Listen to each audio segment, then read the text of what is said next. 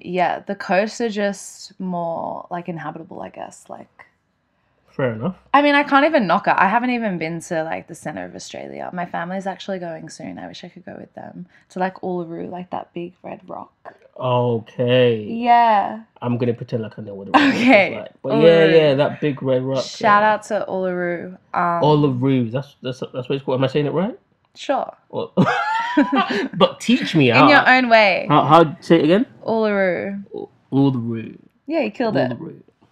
You got the accent going and I feel like everything. you're lying to me. No, I wouldn't lie to you. Oh. Okay. Okay. How great the interview goes. Okay. No pressure. None at all. You be good. You be fine. Right. Welcome guys. Welcome to another fucking series of Kicking It With, and today I'm kicking it with Emma. Hey, what's up? Hello. Salisbury. Did I say your last name? Salisbury. Salisbury. I'm so Salisbury, sorry. like the soul, but not spelt like that. Yeah. Which makes it really easy for everyone to Salisbury. find me. Oh, really? Yeah. But you've lived in England long enough. You should know that. I know, but I'm not English. Yeah. Do you know what I mean? Like, I'm more Nigerian than English. Like, yeah. But you've been here for how long? 16 years. A long time, yeah. A long time. But just enough to like have my accent changed and understand the English ways, but I don't really live an English lifestyle, if that makes sense. I live more of a Nigerian lifestyle. Interesting. Most of my friends are Nigerian, Africans really.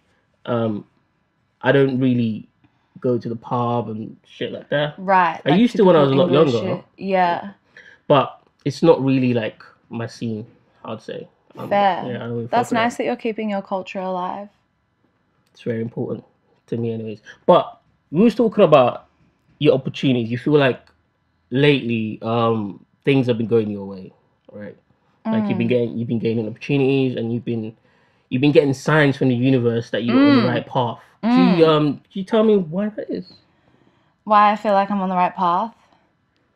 What are some of the things that have happened? I can't really give you any specifics at this point, but I just feel like, I don't know, I started singing like 10 years ago, and just like, well, that's the first time I sung in front of anyone. I was 15. Okay. But I only started like actively pursuing it like since I moved to London like 6 months ago-ish.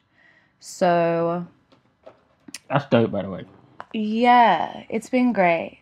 So I feel like I'm like catching up for like lost time, but at the same time, like everything happens when it's supposed to. Like, a leftover picture? I'm good for now, thank you. Maybe after some more wine.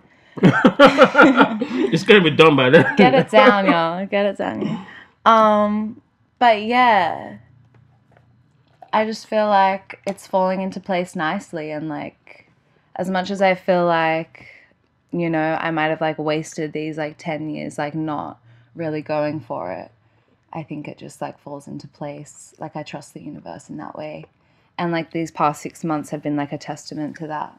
All right. So what are some of the things that you've kind of like done to sort of, you know, what are some of the things that you've done that signifies to you that you're going for it? Does that make sense? Well, just like sharing it, basically, like just like sharing my gift and like recording the music that I've been sitting on for a while and releasing and like that, finishing them and performing it, and just like doing all the things. Like, I'm just learning so much about the industry already in my like infant stages. And yeah, it's just, that's dope. A nice little progression. I feel like it's the right time. It feels natural, and I honestly don't know what else I'd do now. Like, there's like no chance I'm gonna like give up on it. On music, yeah. So you're kind of like both feet in now. You can't. Yeah, like once you like put one thing out there, it's like may as well just. Yep. And you've got like, I just have to say, guys, your voice is very, very soothing. Like silky, nice. And just like one of the more silky, smooth voice I've heard of recent. Beautiful. I'm glad I can soothe. That's nice. So that's a plus. So I'm guessing like once you kind of like add the groundwork in there, and then people get a listen of your music, like, oh shit, it's actually very good. Because there are quite a lot of artists, no offense to you guys, that's true, that are like, you know, trying to put themselves out there, but they haven't really like done the work in terms of like working on the craft, making their voice sound better, finding their own sort of like unique identity in music and shit like that. Yeah. A lot of people kind of like skip past that and think that the harder they grind, the better it's gonna be. Because once someone listens to your music, then they kind of have that music to judge. Be like, True. oh yeah, no, this is crap. I don't really wanna. That's true. Do you get what I'm saying? Yeah, it's definitely like an evolution though. Like, there's so many different genres that I want to explore, and I just feel like each track's going to be like a whole different vibe. Like, my first 2 tracks are like completely different from each other. Really? And the ones coming up are like different again. So what direction are you moving into now? well, the main like motivation right now is to make some contemporary R&B, like Scissor Summer Walker vibe. All right. Don't sound too excited. No. I'm an interviewer. I have to analyze everything I hear. What do you think about that? I think it could. I think it will work for you. Well, my next track out, Pisces, is that vibe. Okay. What would you say the songs that you got out now? What would you say the vibes are with that? Well, Friction was like an Afrobeat tropical house Do you think so? ting. I'd say so. That's what me and my producer kind of like came to the conclusion. You know, it's got like that summer like island like tropical. It does, but it sounds very R&B-ish. Okay, cool. In my opinion. I'm on the right track then. Yeah, 100%. I have like a couple collaborative EPs coming out towards the end of the year, with lots of local artists that I'm excited about. But anyone that I know? Anyone? Could you mention their names? I'm not sure if you know them, but you will get to know them for sure. Who are they? Who dat? I have one EP coming out with my girl Crush. Okay. Crush Landing, shout out. On a bit of like a hip hop vibe, like a hip hop John. And Recluse, we got some tracks coming together. We're gonna get an EP out too.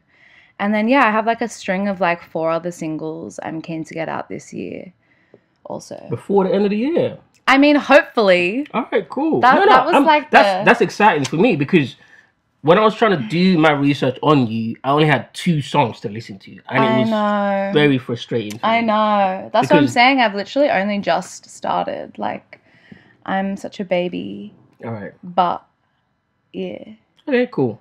So you're Australian? What part of Australia are you from? What gave it away?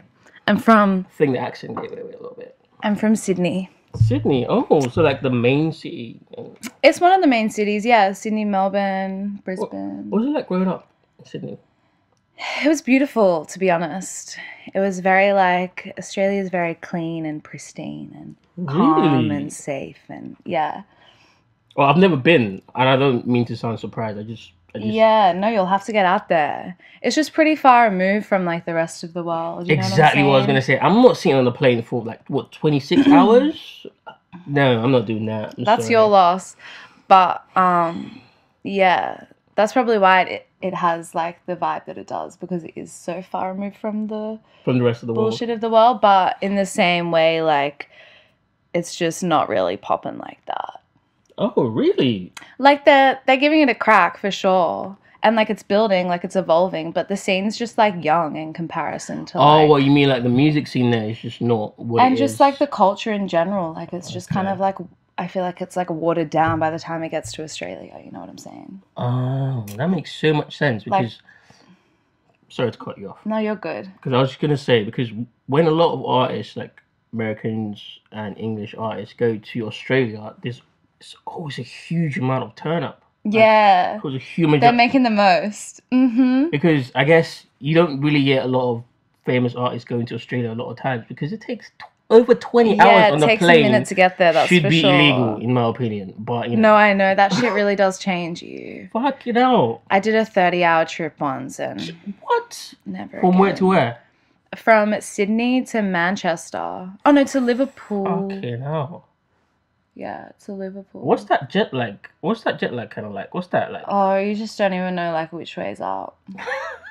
But like the plane, like shit just like gets to you, like the plane, like the noise of the plane. Like if you tap in, oh, I don't know, you've just got to really like try and get into like a meditative space to just get through it. All right. I know I said that I would never go to Australia, but that's a lie. I would visit. I No, would you love to should visit. for sure. It's Beautiful. I mean, Everyone it loves does it who look goes beautiful. there. Yeah. It does look beautiful. Yeah. So what was your childhood like?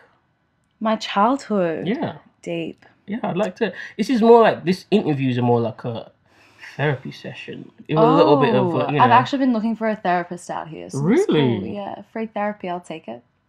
Ah, cool. Except the whole world's listening, so I don't know about. Oh that. well, we don't have to get deep like that. Okay, just like surface level deep. Okay. No, my childhood was beautiful. Or as deep as you want to get. Up to you. Thank you. All right. Yeah, it was gorgeous. It was like very natural. I'm still close with like everyone in my family. Like I have really good relationships with all of them. My dad was actually on FaceTime. His friend was in my crowd last night. I had a gig last night. Oh, that's And dope. he was like there in Australia on FaceTime. So they're all like really supportive. My mom's like my best friend, like talk to her all the time about everything. My momager, shout out to mums. I think I actually shouted out mums on the on the other one, but it Disney. didn't make the cut. Yeah. Well, not everything makes the cut. That's true. Okay, that's And good to I know. don't edit it, so Okay. that wasn't my call. Okay. You know. Interesting. But shout out to Mumsy. This is gonna make the cut. Shout out right? to Mom. Shout out to Mum. What Shout up? out to Mum. And my Very sister. important. Shout out to what's your sister's name? Beck. Shout out to Beck as well. Becca Boo. So yeah, I had a beautiful childhood that granted me 3 really strong relationships with like all of my family, which I find really important. That is very and important. it's lucky, you know. That's what I was gonna say to you. You're a very lucky person because not everyone. Yeah. I mean, that. like, you know, we've been through our fair share Of course, of shit. Yep. But yeah, I try to choose to let it like bring us closer rather than like tearing us apart. Yeah. What about you? Whoa. I'm the interviewer, so like I can't.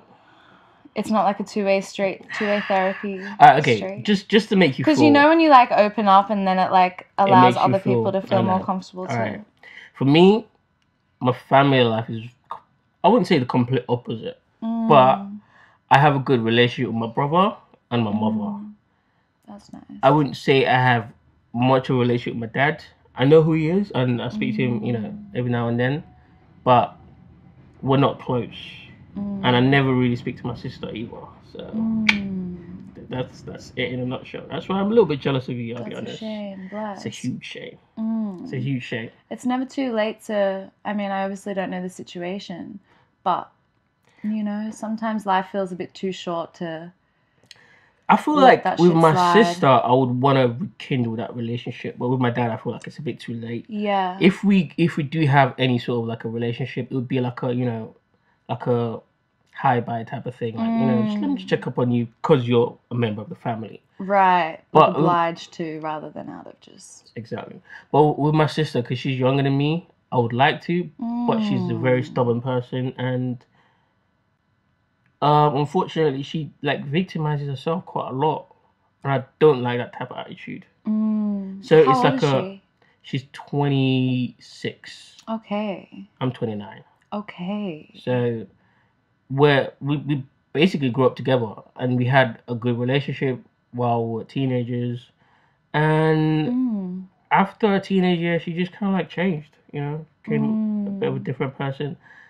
And, you know, I feel like I understand why, but at the same time, you know, like, I don't like people sitting around dwelling and kind of like playing the victim all the time. I don't like that. Right.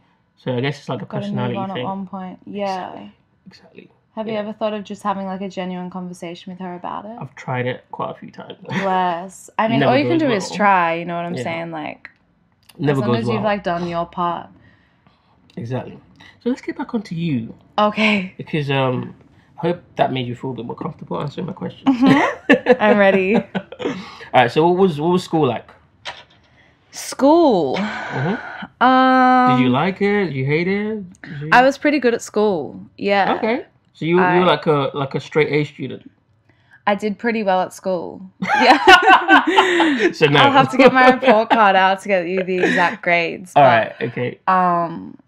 Yeah, I was like valedictorian too, which was kind of surprising to me because I honestly didn't have that many friends. Like I wasn't really What, do like, you have to have friends to be a valedictorian? well, valedictorian's like for the people, no? Like I don't know. I feel like it's just that's Or is it like in England it means that you're at the top of your class. Oh. That's what it means. It doesn't mean that you're for the people. Oh. At all. Here I am thinking I'm for the people. You might have been, I don't know, but like I don't know. if you were the valedictorian, it just means that you got the highest possible score. Oh, yeah, no, year. and I wasn't even the high, like I wasn't like that. I wasn't like top, but yeah, I guess it was just a bit of a balance between like being involved. I don't know, the speech I gave to like accept it was like very like camaraderie based, despite the fact that like I wasn't really friends with any of them. What, anyone? No, like I had friends like mostly in the year above me. So for that final year when I was like selected to be valedictorian, like I wasn't even really like, I just kind of like kept to myself and was just like I had like a little like world outside of school type vibe. What level was this, at uni, secondary school? Oh, this was like high school. When you say school, I think of like school. Yeah, high school. But I did go to university too in Australia. What uni did you go to? I went to the Sydney Conservatorium of Music. Yep, you heard that very right. Yeah. And I've heard that you performed there as well. Performed where?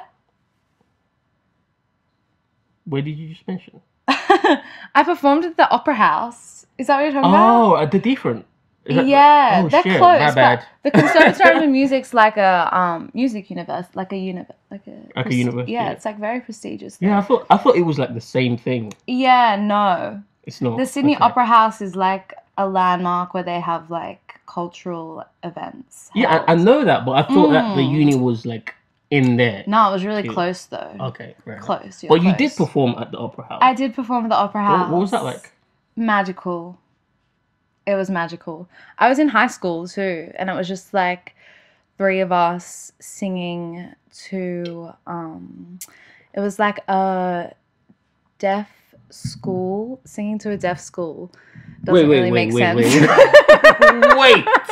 What? Okay, I'm like trying to jog my memory as I'm like, how does that work? So it was a deaf school that were doing it was really beautiful. They were doing like the sign language of the song we were singing called The Rose, which is like this famous song. Okay. So we did like a 3-part harmony vibe, and the school were like doing the sign language behind us. All right. Okay. But in front of people who could not hear. Oh. You just said they were deaf, so... I mean, some of them maybe couldn't. Obviously, that's why they had, like, the sign language. Oh, but some of them could hear. Like, some of the audience members, like, the audience was, like, full of, like, the family and friends and, like, supporters of the school, etc. Cool. Yeah, because when you drop it like that, it sounds like no, I know. You're performing in front of people that can't hear your voices. That's, like, kind of... Which, like, discredits the whole thing, really. Yeah, but still though, you've got that on your resume that you performed at the fucking Opera House. Yeah, it's like world famous. Yeah, you know what I mean. That's it was beautiful. Incredible. I definitely want to do another gig there eventually. You will. I believe in you. Thank you. Appreciate it. So going back to school real quick. You went to music school, obviously. Mm-hmm. Like high school? No, well, university? University. Okay, school. Sorry. Right. Yeah, I keep saying school instead of uni. Yeah. Different University. terminology, yeah. What was that like, and what was the greatest thing you learned about yourself musically when you went there? Oh, this degree, bro. It definitely like pushed me further than I ever thought I could be pushed. Like, okay. So I learned That's that I good. can cop it when I need to. Like, you can what? Cop it, like handle it. Okay. Like in our final year, we had to make 2 full-length albums as like one of our subjects. Why is that not out for people to listen to? Because who is going to like that much of their own? I don't know. I just honestly wasn't really in the space. Okay. Like halfway through my degree, I just kind of got pretty like depressed, to be honest, because I started to like not enjoy the thing that I love doing the most, which is making music. Because when you're like, have you been to university? Yes. What did you study? Right. Okay. I studied. Actually, I did twice. I studied maths the first time. Okay. And I was like, not really for me. And I Smart opted boy, out. must be. And then I went a second time and I studied accounting and finance. Okay. And then realized that I can just read all of this in a book. And I decided not to waste any more money. Yeah, fair. And I just did that instead. So, but I will say going to uni is important because I wouldn't have been open to a world of knowledge if I didn't. Interesting. You needed to like follow that path to like get to that point. Exactly. Yeah. But I do understand what you mean because when you're at uni, it's not about enjoying what you're doing.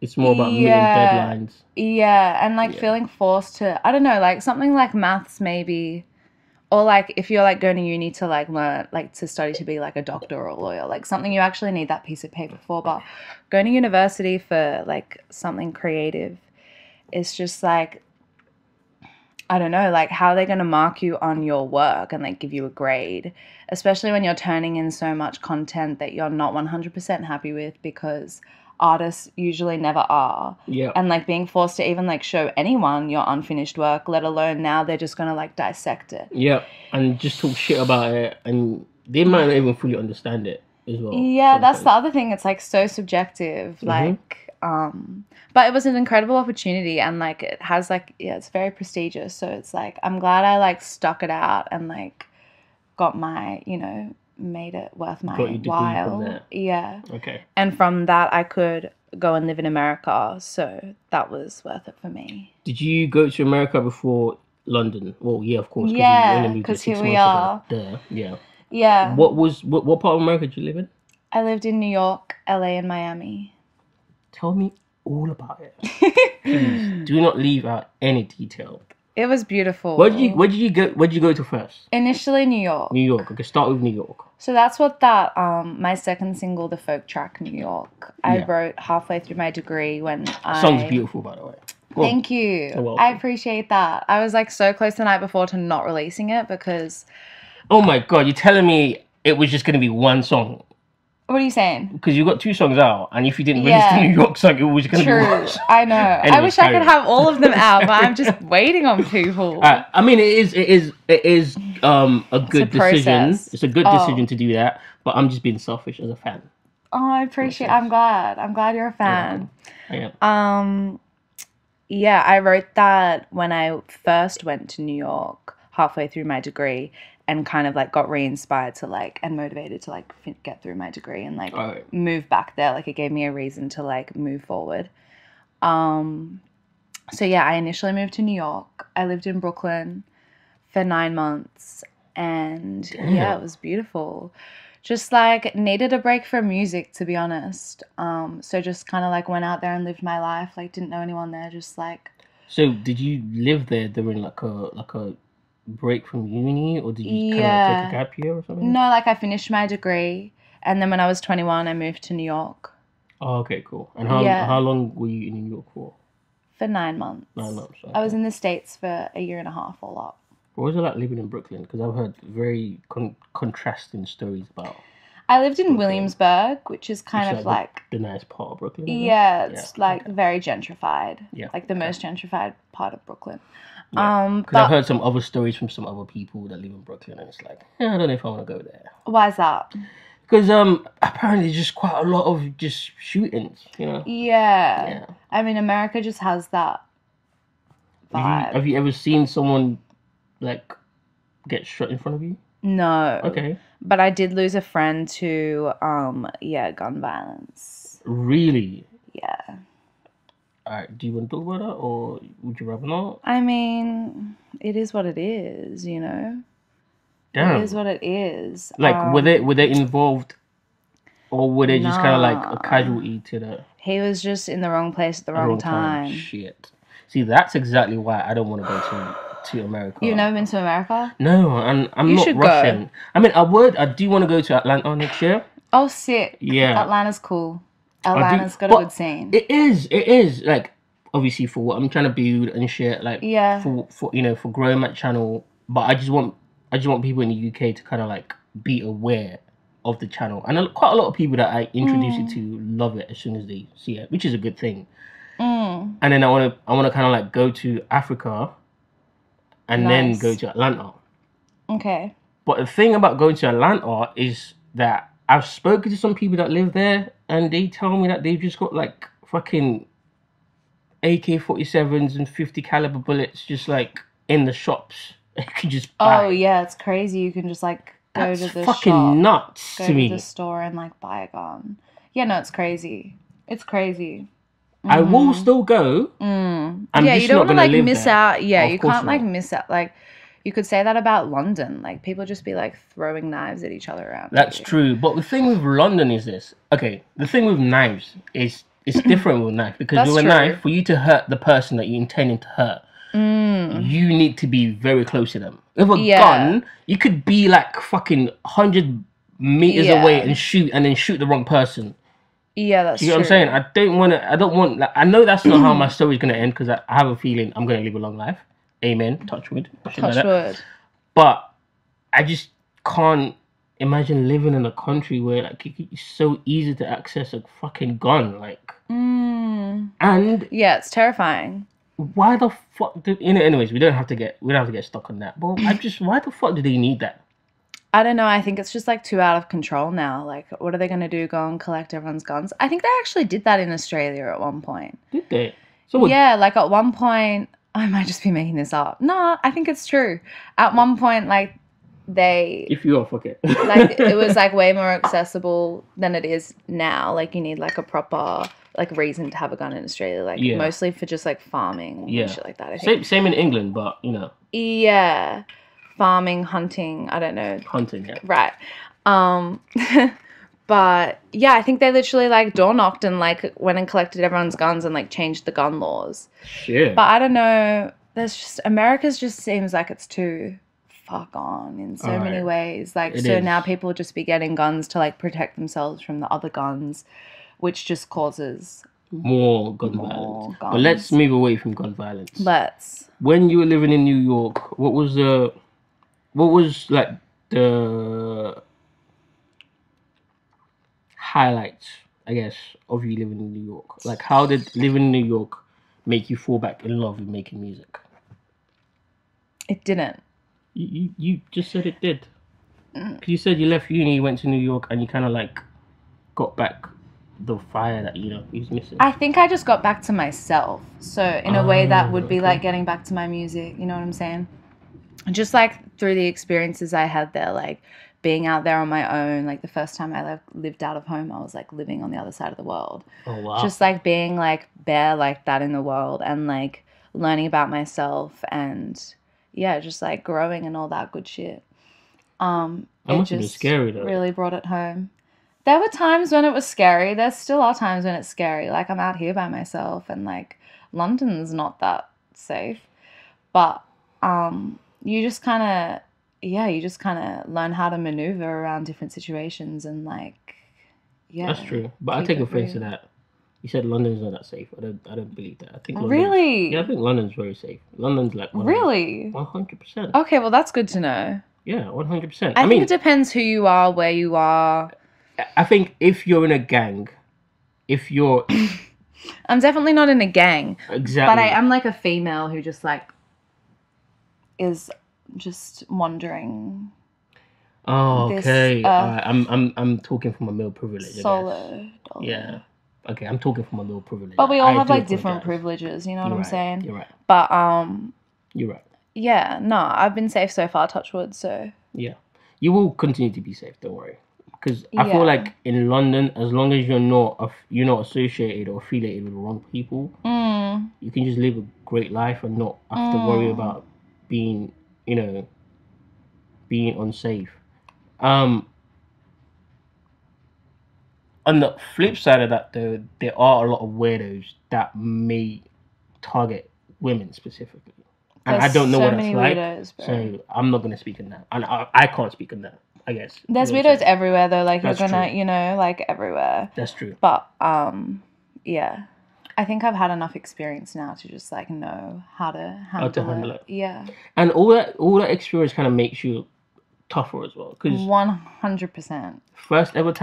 the first time I met you, obviously it was at a Denzel Curry show, Right. and you just struck me as a go-getter type of person, and I kind of like respected that about you. I appreciate that. You've got to go get them. 100%. Have you always been like that, or is it just kind of like your experiences through going from Sydney to New York to, I don't know, where did you go after? LA or Miami? After? Miami for the winter. And then LA for the summer. Did that kind of like get you ready for, being like that? Or? I feel like it all just gets me ready for the next step. You know what I'm saying? But have I been a go-getter the whole time? Probably, like somewhere deep down inside. I was talking to my dad. Yesterday, and he was 25 when he moved to Australia from Liverpool. He's from Liverpool, England. Oh, really? Yeah, as a professional boxer. So he had like that belief in himself that he could like do something incredible, which he did. And so I think it kind of like runs in the family a little bit too. Like, was he like a famous boxer? Yeah, he was like the Commonwealth champion of Australia. What's his name? Shout out to Dad, Salisbury. Ken Shout out to Kenny Salisbury. Salisbury, yeah. Yeah, he actually boxed at the Opera House too. He did, really? Where I sung, yeah. Wow. It was the first ever fight. I guess fame is just kind of like... last. Oh, first and last, you said? Yeah, because it ended up in like this hectic like brawl. Like the other guy did like an illegal punch and like got Dad in like a headlock and like punched him in the back of the head, and then all of Dad's like Scouser friends like were like throwing chairs into the ring. Fuck that other guy, man. So, yeah, they're not allowed to do that at the Opera House anymore. Of course. Right. Oh shit! So they just completely first and last. That's crazy. I thought you meant, when you said that, I thought you meant like his fight. Oh no, yeah. Damn. All right, cool. So I think that go-getter attitude is definitely in the genes. In the genes. Yeah. You've obviously got it too.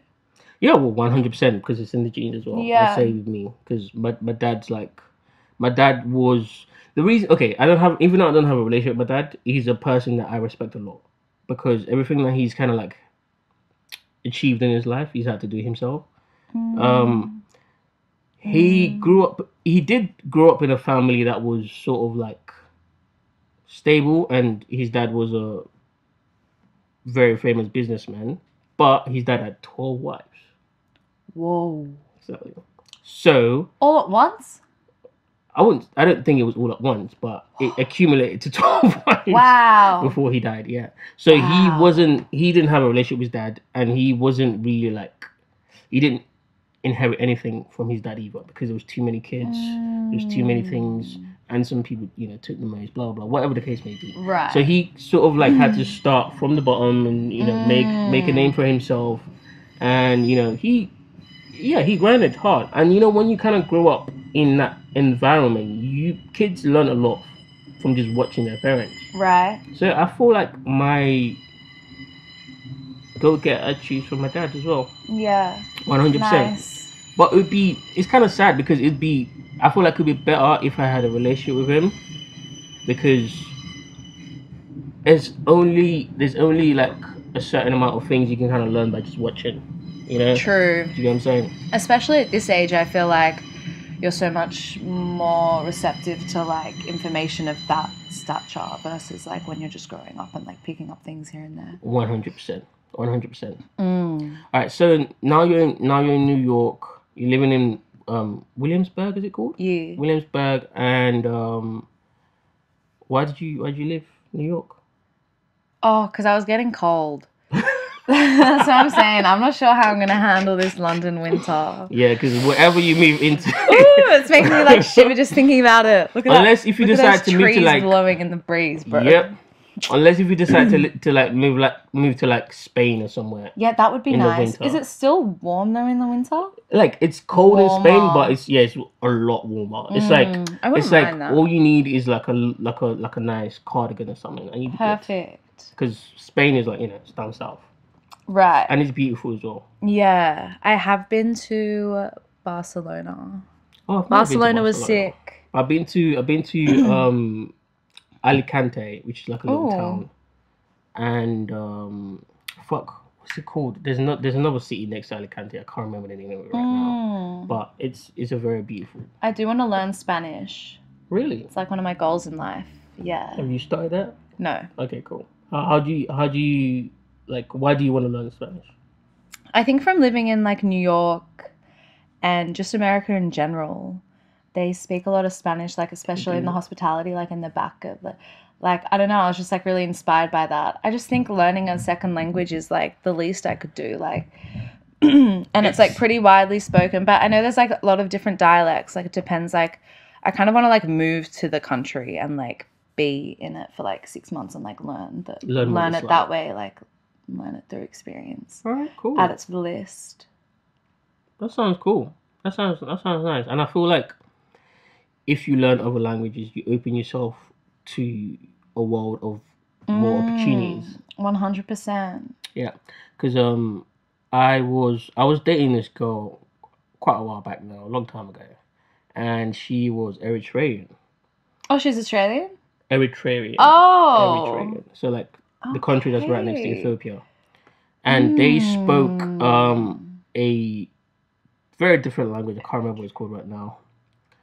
And I don't know it, but certain words that I know from it just by living in, just living in their house and shit and eating their food and shit. So once you kind of like get to learn some of the things, like I didn't know how to speak the language fully, but I'd know some words, so I'd know what the fuck they're talking about and shit like that. So once you kind of like get into the mentality of what the language is like, you realize that your perspective isn't the only perspective that exists, and also that's why traveling is very important. Right, and 100%. Yeah, I'm such an advocate for that. Yes. It's definitely the best way to learn about the world. Absolutely. So what was it like living in Miami after New York? Oh my god. Miami, bro. I lived in South Beach. Oh. Yeah. Okay. I only lasted a couple months there. Miami was kind of, I want to go back because word on the street is that and like from what I could sense, like around South Beach, it's like obviously such a cultural hub. Like there's, everyone there, all different, like so much diversity. 100%. But South Beach in general was just like very fake vibes. It was just like there's a lot of celebrities, a lot of money. Yeah, a lot of all of that, and just like fake a lot of yachts money. And a lot of what? Yachts, like big boats. Oh, yachts. Yeah, exactly. Just like show it. A lot of people just like trying to show off. Yeah. You know what I'm saying? When you say fake money, what do you mean? Like the money isn't real? Fake money as in like people will come for a weekend and like spend however much on like to rent like some bougie car just to like go up and down the strip and like feel like there's someone they're not going home and then go back home to on Monday. 9 to 5. Yeah. Which is like I cool. never like if that's what that. Makes you I don't know. Like if that's what I don't know. It's just not me. Yeah, I don't get that. I feel like that's really. I feel like that's the opposite of hustling, in my opinion. Because why the fuck would I save money all year and then go splash it in 2 weeks? Yeah. The fuck? Like Nah. Yeah. That could never be me. I don't know. I just can't really relate to that. But it was a great experience. Like I got into like I made a good contact there and had like some good experiences in the clubs and stuff, so definitely like ticked that off. Was only there for a couple months, and then I moved to LA. What sort of contacts did you get when you was out there? I just like met this guy who was well connected in like the club scene there, so just found myself in all these like very like typical Miami like bougie club situations. There's a lot of money in Miami. Yeah, it's like a bit too much sometimes. Yeah. I enjoyed riding on the beach in the sunshine. Like I was happy about that because New York was like snowing at that time. So sounds like you had more fun while you was living in New York. Yeah, New York's more of a vibe. Like, New York's my favorite city, Really, in America? probably in maybe Well, the world. in the world. Yeah. As a person who Like, lives in London, I take offense to that. yeah, I mean, my experience in London has been better.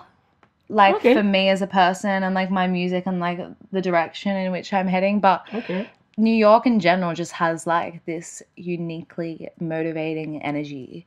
And Because everyone's just like kind of like on the go all the everyone's time. on the go, or like not even necessarily on the go, but just like so different, like so many like like no one's afraid to like be themselves in New York. Like, Oh, right. I see. yeah, they're just all very unique, and that was inspiring to me. It was exciting coming from Australia to like see so many different like kinds of people all in the one spot, you know. That was like quite different. All right, cool. Yeah. So I guess Miami, or it sounds like there isn't much of a story that you would like to divulge from Miami. I feel like I've And I can covered respect it. that. I Do you feel know like what? I covered it. I'm very good at reading people, Okay. and I feel like you've covered what you want to cover. Yeah, I mean, And all like, the rest, you don't need the details. Exactly. People don't need it either. So let's just move to LA then.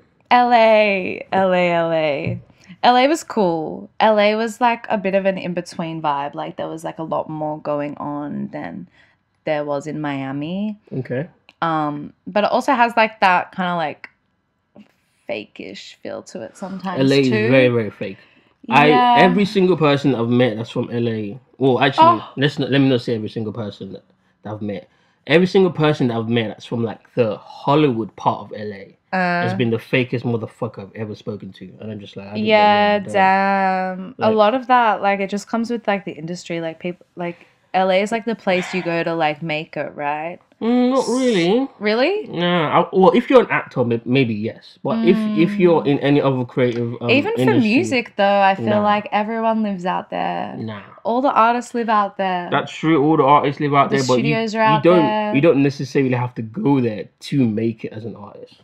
Oh yeah, no. Exactly. But it's just like a typical place, especially It's like a hub. American. Yeah, it's a hub where people like gravitate towards. But I feel like that's changed, especially with music. That's changed now to like Atlanta. Atlanta is more of a place to go if you're a musician now. Like if you're an actor or actress, well, I guess actor is both. You'd have to go to LA because of Hollywood. And Hollywood is such a force that you can't. I don't think it can ever be replicated. Hollywood wouldn't allow that. So you know. True. The control. Yeah. So it is what it is. Yeah. But what was it like being in LA? LA was cool. LA was nice. And is it true that like your apartment costs like so much money that you have to live in a box? I was actually living with a family friend. Okay, cool. So I got lucky with that. I hit the jackpot there. Yeah, definitely made my trip a little longer than it would have been. So that was nice. But yeah, LA was cool. It's beautiful. Like, you can go out to like Malibu and like, yeah, just like explore different areas. It's got like the hikes and the, you know, it's a bit more like, it's got like that natural side to it. Yeah, too, which is cool. And like lots of music events and stuff that I'd go to. Yeah, it's a nice hub for it. It was cool. I'd only go to LA to for my business to build, you know. Yeah. To build on what I've got going on. Yeah. It's good to go out and see it. Don't knock it before you try it. That's true. I'm just not a big fan of the people that I've met. I've been like, I'm from LA. I'm just like, okay. Yeah. What's your story? Let me hear it. You know what I mean? But yeah, you're right. Let me not knock it before I try it. Yeah. What was like your highlights of being in LA? Like, did that actually help with your career at all? The way you thought it was going to? Honestly, like, I wasn't really thinking about music the whole time I was there. Right at the end, actually, when I was like doing a little tour of Canada to try and find my next home because Trump was kicking me out. Oh, did he? Yeah, he did. Damn. I know. Fucking hell. That's another thing about America that's just so fucking annoying. It's like, yeah, it's really hard to get into. Yeah, it's like, what the... And to be honest with you, I don't want to go anyway. It's too much guys, so it's fine. Didn't want to go anyway. Yeah. So did no, you we'll get there eventually. So did you end up going to Canada? I was going to move to Toronto March 2020, And literally the day before, they were like, no one's going anywhere. So I did go to Canada. I've been to Canada a couple times, and I was just like shopping around for a new home, essentially. Okay. And Toronto's got like a decent like music scene, particularly like R&B and that. Yeah. But I don't know, over the lockdown, I just kind of, my focus stemmed more towards London, and I'm glad it did. Like, I'm glad I picked London over Toronto to move to. It's, in terms of like music, in terms of like the scene, it's a much better scene than the Toronto scene. Yeah, it's very deep. And our accent sounds good. Theirs doesn't. No, no offense. That's subjective, Torontarian. but yeah. Is that what they call them? Torontarian? I don't know. I haven't heard that term. Yeah, Toronto. Yeah, people from Toronto. Their accent sounds very annoying. Oh, very annoying. Like, it's no. I mean, do I sound harsh when I say this? Kind of. Okay, well, but it's the truth, though. I mean, that's your truth. Yeah, that's my. You can only speak your truth. That's my truth. But you don't agree then? I wouldn't say that their accent's particularly annoying, no. Okay. All right. No. Okay. I actually have a rapper from Toronto on a few of my tracks. Okay. I mean, the music's good though. The music's good. When I talk about the accent, I'm talking about when they're having a conversation. They're speaking voice. When they're singing or they're rapping, they're actually very good. It's just that for some reason the scene is not quite as thriving as it is in London. Yeah. Do you know what I mean? Yeah. Because in London, first of all, London's like major city though, like New York, Paris, London, like it's up there with it, you know? That's true, but the music scene hasn't always been like that in London. It's only over the last maybe 7 to 5 years where it's been like it's a scene where like globally people are like looking at it. Before it wasn't like that. Before it was just the pop music and maybe like 1 or 2 people. Interesting. Up until when do you think? Up until like maybe 2016. Really? That recently? Mm-hmm. Wow. Because before that there was a lot of this. It's just the same how it is now. A lot of talented artists in London. It's always been like that, but they've never been able to kind of like be globally recognized up until Drake came to London. Really? Yeah. And then Drake came to London, did a couple features.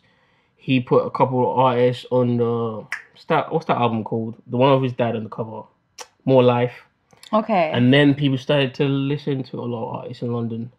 But before that, it was just like you couldn't reach anywhere apart from just UK. The most you could do was go on a tour in the whole of the UK. But now people are going to New York.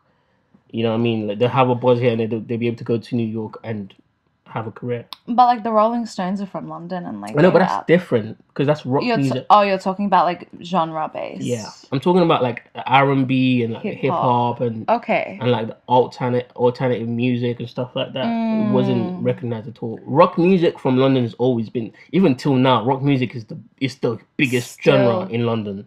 Wow. Because you could have a rock band that's like only got like maybe 1,000 Spotify listeners and they would have sold out shows. Yeah. That's impressive. That gives me hope. Yeah. So you are in the right city. Thank you. I feel like I am, yeah. And they can't kick me out because Dad's English, so we don't have that problem here. That's good. That's very, very good actually. To London. To London. So what made you move from LA to London? Well, I went back to Australia for the summer. Oh, before you came to London? Yeah, I went back to Australia just to like repack and like see my mum. All right. And that's when I was like planning on moving to Toronto. Also because Toronto was close to New York, which is like my favorite place to be. So I was like, that's a happy medium. Like I can cop that. And then, yeah, over lockdown, I just kind of like sunk into the music idea a little bit more. Because I think moving to Toronto, or if I'd moved anywhere at that point, it would have just been me like kind of running away again. You know what I'm saying? Just like going out and living life, but like not actually applying myself for what I should be doing. Yeah. I feel like we all came to like different realizations during that time. During lockdown, right? Right. Because I feel like everyone just like had no choice but to be left. No choice but to. Thoughts. Right. For like so long. And like not knowing how long for. It's kind of a wig out that it's just like all of a sudden. Yeah, but I enjoyed it. I'm glad. Unlike how most other people reacted to it, I loved it. You needed the downtime. Yeah, and besides that, it kind of made me realize what I needed to do with my life. Because at the time, I was working at a restaurant actually before the lockdown happened. I was working at this restaurant. You might even know it. It's called Honest Baggers, but it doesn't matter. Don't have to give me a free plug. Oh yeah, But- I do actually You know know that it. spot. I haven't Yeah. been, but I've walked past it before. Yeah, the burgers are quite nice. But, and lockdown happened, and I was in a relationship at the time, and then I realized that the direction my life was going wasn't necessarily like what I wanted it to be. It was just kind of like an autopilot Yeah. at that point. So it was a good sort of like a Wake up call. yes, Yeah. for me. So Like- I appreciate it. Get going. Yeah, Yeah. because now I feel that. now I'm kind of like on The my path. mission. Yeah, I feel that. Yeah, it was a nice time to like reflect and redirect for sure. How was lockdown for you? Well, I was lucky enough to be in Australia. At first, I was kind of disappointed that I didn't get on that flight to Toronto. Like, I was like, really? Like, just the day before? Like, if only I could have just gotten there. Like, I get like kind of claustrophobic, I guess, in Australia once you like know what's out there. But like knowing that there wasn't really anything going on in the world, like it just kind of like allowed me to like sink into it and like relax. And like Australia is like a beautiful place to be locked down in, you know what I'm saying? That's Like, true. you can just like go down and have lots of swims. Lots of swims. Oh yeah, because you guys At just the live on the beach. coasts. Yeah.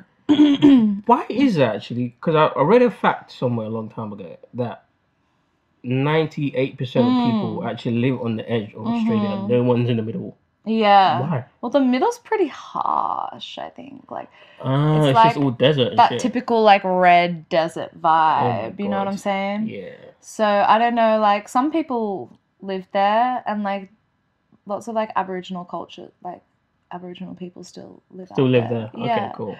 But and everywhere. Like it's like infiltrated throughout all the major cities too. But yeah, the coasts are just more like inhabitable, I guess. Like Fair enough. I mean, I can't even knock it. I haven't even been to like the center of Australia. My family's actually going soon. I wish I could go with them to like Uluru, like that big red rock. Okay. Yeah. I'm gonna pretend like I know what the red rock Okay. is like. But Uluru. yeah, that big red rock. Shout out to Uluru. Uluru. That's what it's called. Am I saying it right? Sure. Or- but teach me In your own way. How say it again? Uluru. Uluru. Yeah, you killed it. Uluru. You got the feel like accent going and I feel like everything. you're lying to me. No, I wouldn't lie to you. Oh. Okay. That sounds very comfortable. I might avoid questions, but I'm not going to lie to you. Okay, cool.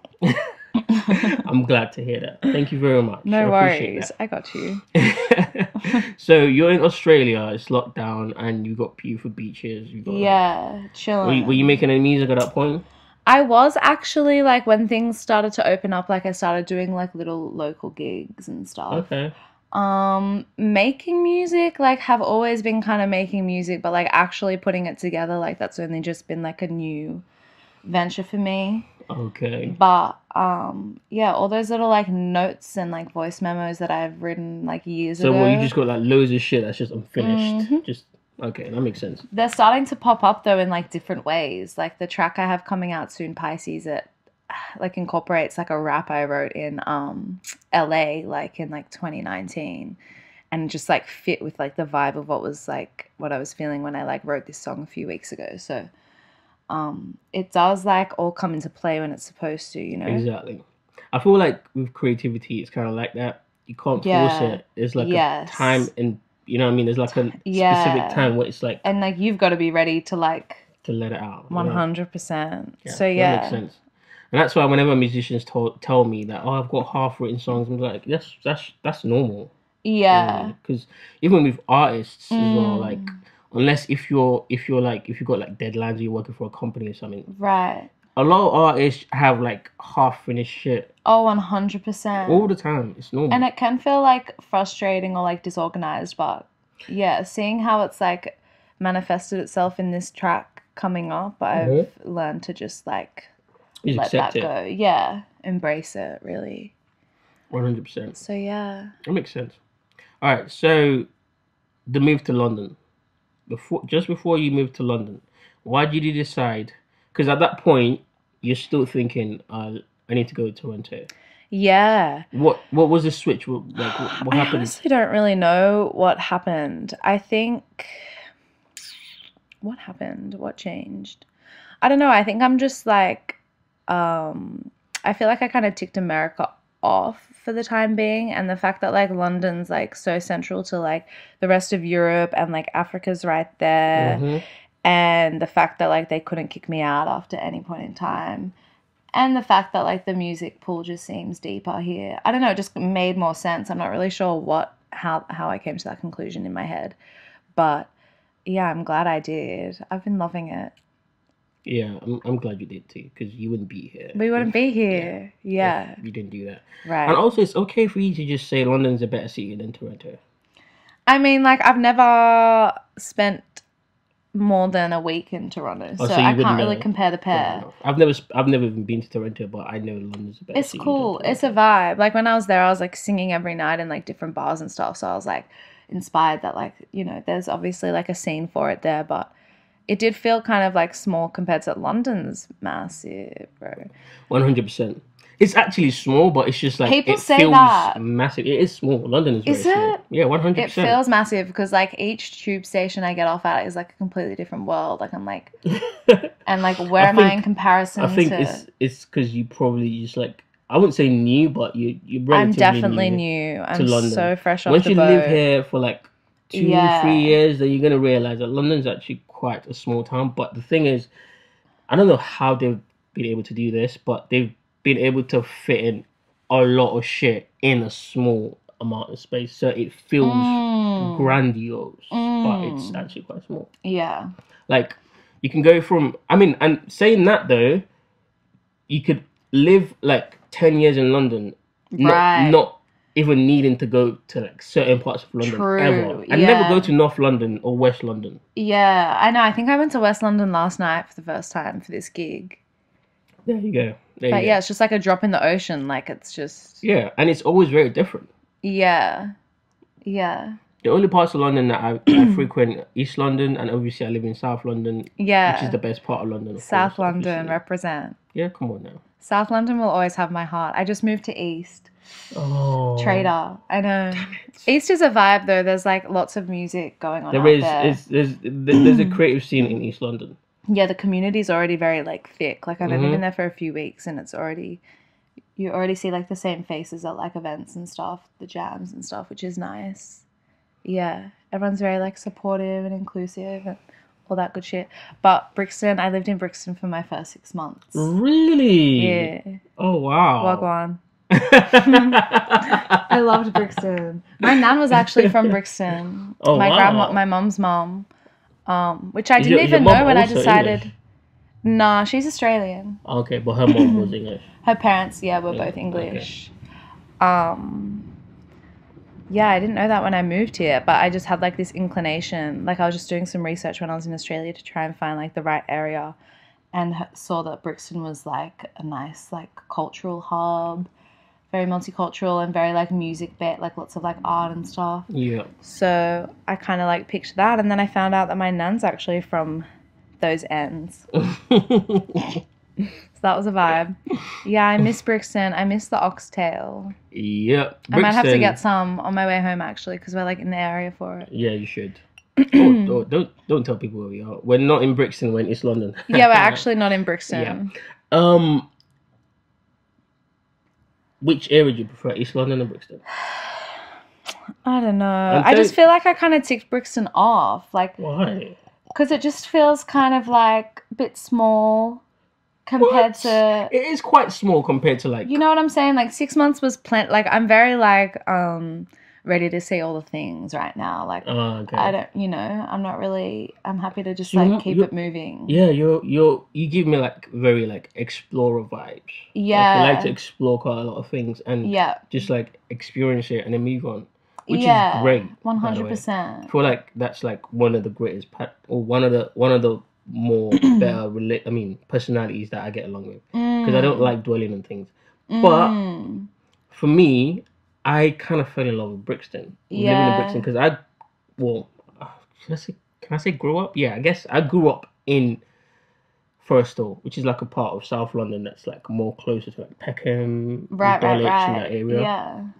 And once I guess finished uni, I didn't finish, but once I left uni, I moved to Brixton with my girlfriend at the time, and was living in this shitty apartment. Well, it wasn't shitty, but it was a small apartment. It was. Where in Brixton were you?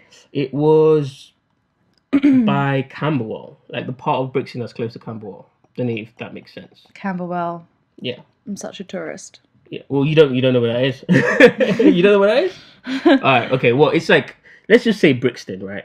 So I was living in Brixton, and honestly, like, just being exposed to the culture and just feeling like, all right, cool, I'm growing up, I have to get a job, I have to do this and do that. It's just been the best place to live, because I moved to East London after like living there for like maybe 3-4 years. After living in Brixton for 3-4 years? Okay. I moved to East London, I moved to Hoxton. That's where I live now. Oh, really? Yeah. That's dope. I didn't like it. Oh.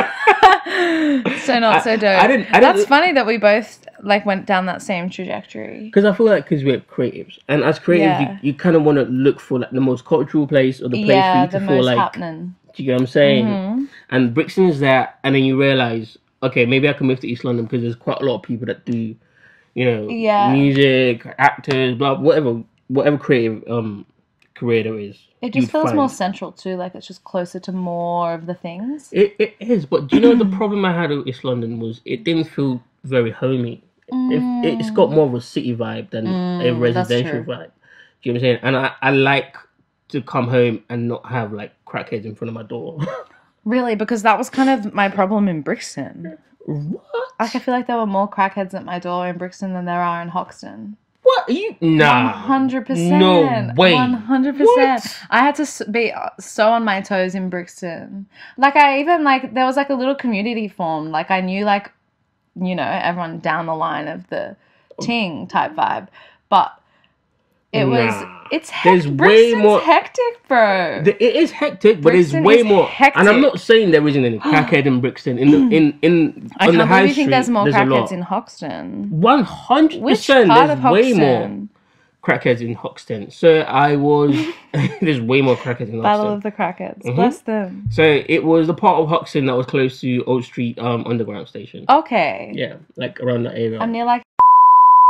Oh, okay. Okay. I've been in and around that area, Haddiston, Hoxton area, but the part where I was living in was very like city-like. Right. There's a lot of just like fucking skyscrapers everywhere. Right. Yeah, Old Street's like that. Yeah, and I just didn't like it. Fair. Yeah, I didn't like the vibe. So I guess maybe you're more in the residential area. That's true. Yeah, and I just moved straight back to Brixton. I was like, yeah. Yeah. I mean, I just prefer it. Fair. That's so fair. Brixton will always have, you know, a special place in my heart. 100%. Yeah. But I will say, a lot of people that I work with are from East London. A lot of them. Just everyone. It's a bit of a hub for it, that's for sure. 100%. Yeah. East London, Shoreditch, around that area. Hoxton, obviously. Shoreditch. Yeah, Shoreditch. You've been Shoreditch, right? Yeah. Shoreditch is like the hub of creativity in London, pretty much. Do you reckon? Yeah, 100%. Interesting. Because you'd have like very, very, very, very famous like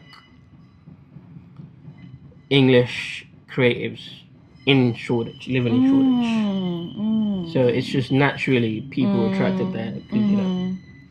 Because before I moved to Shoreditch, I only really went there to like go out a couple times. And it just gave me like a bit of a trashy vibe.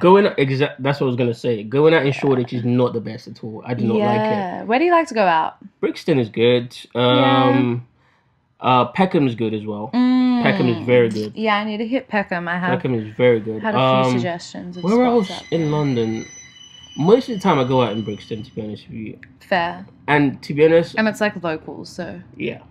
Like I can even walk home if I wanted to, but I can just get like a quick £10 Uber home. Easy. Doesn't matter what the night's saying. But I will say that of late, I haven't really been a going out type of person. Yeah, I feel that.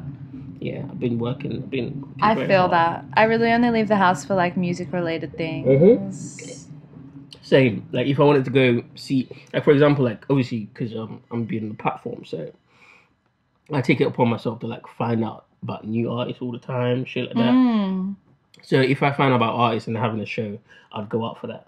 Okay, But- I'll have to let you know next time. Yes, you should. You should let me know when you have a show. I'll do But that. apart from that, I'm not really like a going out type of person. Fair. I feel that. Yeah, not really. All right, where are we now? So we've moved to London now. Mm. What was your first sort of like couple of weeks, month in London? What was that like? I lived at the Hootenanny. Really? Yeah. In the hostels? Mhm. Oh, wow, the Hootenanny is a classic. It's a Brixton classic. venue. I performed there actually too. Oh, did you? Yeah, after I Wow. moved out. But yeah, the Hootenanny was a vibe. It is right. The Hootenanny was a vibe. I need to go back and like say my thank yous. They were dope. It was like my second day. On my second day there, I turned 25. Oh wow. So they were so cute. They like wrote me a card and like bought me a cupcake, and they were like all singing me happy birthday, and I hadn't even like been there for a full day. So they were like beautiful and very welcoming. That's dope. Made some nice friends there. And yeah, it was cool. That's usually my go-to, just like copper hostel. Is that initially. when you say you live in? Sorry, there was like a little. No, fly you're good, kind thank of- you. My fly swatter. I don't swap my own flies. That's not what I am, guys. I'm just interviewing. I just, didn't want it to look. Anyways, so Appreciate you. you're welcome. So is that when you say you were living in Brixton? Is that where you live then, or did you move out of there and live another part of Brixton? No, yeah, I moved out of there. Okay, Moved out of there, moved like behind the O2. Oh, okay. Yeah. That's why you had crackheads in front of your door. Yeah. Because that's like. The main Although part of no, Brixton. throughout Brixton though, like I've become if you come home late at night on that strip, that main strip. Well, like on the high street, yes, but if you live like around, see where More residential. yeah, Because it's there's some much roads you nicer. walk down in Brixton and they're like the houses are all fancy, Yeah, and then where I was like not the opposite fancy, of that. Yeah. Yeah, it was quite ratchet. Yeah. Very, very ratchet. But yeah. I like to get some grit about me. You know what I'm saying? Like I've lived in a comfortable enough situation for. So you long kind of enough. like appreciate the Yes. other side of the coin, I guess. 100%. You got to appreciate both sides. You got to get that 100%. balance, and it makes you appreciate like luxury more when you are in it. Yeah. Yeah. But yeah, no, that was cool. That's not, as you got to say, that's not very common with. Yeah. I mean, usually it's the other way around. Like the come up story is like you're coming up through the mud, like through the No, dirt. but I'm saying like your. Like not many people would willingly put themselves in that uncomfortable situation. You know what I'm saying? Yeah. And I guess that's kind of why I like your personality a lot as well, because you understand that life isn't just one dimensional. Yeah. Do you get what I'm saying? Like, Yeah. a lot of creatives actually have it in their mind that they should just always be in luxury all the time. And whenever they're not, it's like life is going to shits and shit. It's like, no, just relax. Like sometimes you have to It's go a part through of the that. journey, no, 100%. Exactly. Yeah. And it makes you better. It makes you 100%. It makes you more interesting. That's number one. It makes you better at like attacking life just in general, just anything. Yeah. Do you know what I'm saying? And it kind of like prepares you for times where things aren't going to be always fucking sweet. Do you know what I mean? That's But- true. Yeah. That's facts. That is facts. 100% facts. Have you ever got your heart broken? Oh, yeah. Do you wanna? I've had a few heartbreaks, can't lie. But it makes you stronger. And like it was, Do you wanna tell us about- they were all blessings in disguise. You know what I'm saying? Like you could almost laugh at it now. Which one of them? I don't even want to give them that much credit. You know what I'm saying? Like Don't give them too much credit, but I was gonna say which one of them kind of like.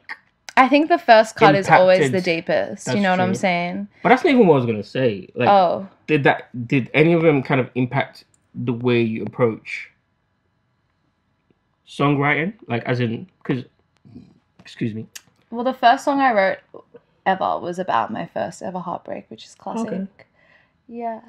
It's called The Mamas and the Papas. The Mamas and the Papas. I should probably... Actually, it's called Mama and Papa. What the hell's Mama it and called? Papa. Something like that. Well, I like doesn't matter. related it to like my family and how like we brought him into like my family and he just like And he just fucked everything fucked up. that shit up. Fuck that guy, man. But that's alright. Yeah, fuck that, man. Fuck No him. hard feelings.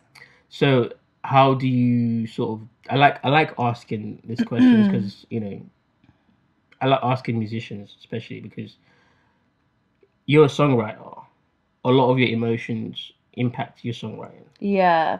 And I'm a that's why I like Pisces asking. too, so And I'm you're a like Pisces. extra emotional. Really? you? I'm a Cancer. Okay. You're not as emotional as Cancers are. Really? No way. No. I don't know. I feel like we might be a bit on par. I feel like Pisces are emotional, obviously. What's like the but starkest difference between Cancer and Pisces? Pisces, like, you like to deny your emotions. Really? Well, I don't know about you specifically, but generally Pisces are emotional, but they don't like other Express people. it. Exactly. They don't like other people to True. know that they're emotional. That's true, actually. Not that you're denying it to yourself, but you deny it to other people.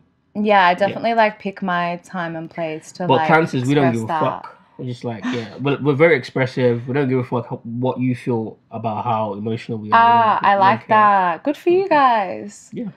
Because Very good. emotional has like a negative connotation attached to it. Like people But are it's like, not. oh, you're emotional. They're like, but it's like, how are you not feeling all your emotions fully? Like, isn't that what the human experience is supposed Should to be be. about? Exactly. And I feel like most people that deny or don't feel their emotions, they kind of express in other ways that are less healthy for them. True. Do you get what I'm saying? 'Cause, yeah, 100%. So we're the best, better than the rest. 100%. Deal. So okay, I guess the question I was trying to ask you is, All right. out of all your heartbreaks, how does it? No, you have to. See, you're doing that Pisces thing where you're like uncomfortable about talking about it. No. We can talk about it. I've come to terms. Like, how did it sort of like help you see the world of, you know, putting your emotions in the song? Like, how did that sort of help you make sense of that? Does that make sense? Because I've written lyrics before. Okay. I used to rap. Yeah. Okay. I had my time, and I've written quite a lot of, I guess, mean songs about some exes. Oh. And obviously I never released any song or anything like that. But looking back on that, I'm glad I didn't. That's number one. And number two, it was very difficult for me to not put some really nasty things on. Yeah. Like, how do you deal with that? Like, I don't know. I think it's like important for you to like express it in whatever way you feel. So, like, it's important to like get those emotions out in some way, whether you like talking to someone, writing about it, etc. But I think the editing process is definitely like important too. Or you just like evolve. Like once you like start healing from certain shit, you just like view it in a different way, you know? So 100%. I guess it's just like not jumping the gun and like speaking too soon. But you're a Cancer. No, You're but that's supposed to not different. care what other people think Exactly. about Well, how you. That's what. No, well, I didn't care, but it's just because I wasn't like a musician. I just liked rapping and writing. You know, I mentioned to you earlier that I just can't go through what musicians go through. Even though you give people a really dope fucking music, they shit on you, and then like I can't go through all of that. So I didn't really view myself as a musician. I just view myself as someone who liked to express yourself in that way. Yeah. That makes sense. So I'll put it down in pen, like I'll write it down. And I might have recorded a few songs and shit like that, but you know, never released anything. But what I realized is that for me, because I'm a Cancer, I can't edit any part of it. Right. You know what I'm saying? Yeah. So it's probably best that it was just left on the hard drive. Yeah, never no, listened to. 100%. Well, I've only got those 2 tracks out that are like mine. And neither of them are about like heartbreak. No, neither of them. But I'm sure you got songs that aren't released. Yeah, like, and I'm sure it'll like slip its way into like how I described Pisces was created. Like, I'm sure it will present itself in different ways. Like, that wasn't technically about a heartbreak, but it was about like my reactions to like. And by the way, just not to cut you off, she's talking about a new song that's coming out soon called Pisces. Carry on. Pre-save. Yeah. Yeah. You were saying you were saying it's not necessarily about heartbreak, But yeah, none of my stuff really is, to be honest. It's just like experiences and like how they allow like me to grow as a person. Like it's not really like about any one particular situation. Lots of my tracks are about like multiple situations. Like the first line of Friction is the disrespect you expect me to accept. Like that could have come from like a multitude of places in my life, you know what I'm saying? So it just kind of like, yeah, manifests in different ways. And like I've only put out those 2 tracks. So by the time I put out the others, like you've already evolved from that, like a feeling that I might be in now about a particular situation. So yeah. it just, yeah, none of my stuff really like directly relates to that. Is to be that like honest. a Pisces thing again? Like, because I feel like when I heard that line, I definitely felt like that was talking about some guy. That's so funny, yeah. I think that's like the assumption that like people just assume that But lots then of now, music is like about that like that's true. But then now that romantic disappointment, where it's like it could just be about like a friend, like friends can disappoint you just as much as relationships can, or just like people on the street, like human to even an human. employer, Yeah, business relationships, yeah, 100%. It just, yeah, it goes across the board. So yeah, I think I kind of prefer to like talk about those broader subjects, and then people like more people can relate to that too. that's true. That's true. So Yeah. how do you attack songwriting then? Like, say for example, you got this idea. You're like, alright, cool. I've got this song I want to write. Like, what's the first thing you do? I don't know, it kind of it evolves in different ways, like depending on the situation. Usually it just like spills out onto the page if like the emotion's strong enough. Okay. Like, you know, if you've got something to say, like you've got something to say and like you're just going to say it essentially. But initially when I was songwriting, like doing features and stuff, it would be me like like creating different melodies over like the beats that were sent to me, and then just like Okay. figuring out like what words kind of like fit into that vibe based off like what the other artist was talking about or like whatever I was going through at the time. So that was like a nice little like practice to just like, you know, write more like in the moment on the spot All right. versus like this back catalog of like music that I have that I want to like go over and like figure out what I want to like present to the world. But yeah, it's like each situation is It's very completely, different. yeah. Makes sense. That makes sense. It's Actually. not really a linear process for me. Yeah, no, I mean, I asked that question because I've noticed every musician have a very different process. Yeah. Some people like literally will have an idea and they'll just write down like the name of the song or like the main idea that they have, and they just put it away. And then when they're in the studio or whenever they feel like getting in the mood of writing, they look through everything. This is someone I spoke to a while back. They look through everything and then they'll be like, oh cool, that I remember like when I wrote that. Yeah, exactly. And then they'll write a whole song based off of that. Yeah. So people have very, very different processes. So you know, it's just Yeah. interesting to kind of like explore them, in my opinion. But 100%. who wrote your bio on Spotify? I wrote it. It says that you're a music journalist. I was. You were? Yeah. Really? I was back in Australia. Tell me about that. I worked for a music magazine. It was like it started off as like a little like work experience Okay. vibe. Like throughout university, we needed to do like get some experience in like a sector of the industry. So it started out as that, and then they employed me as like a regular reviewer and like editor for the gig guide there too. So that was sick. It's called the Music Magazine. Music Magazine. Okay.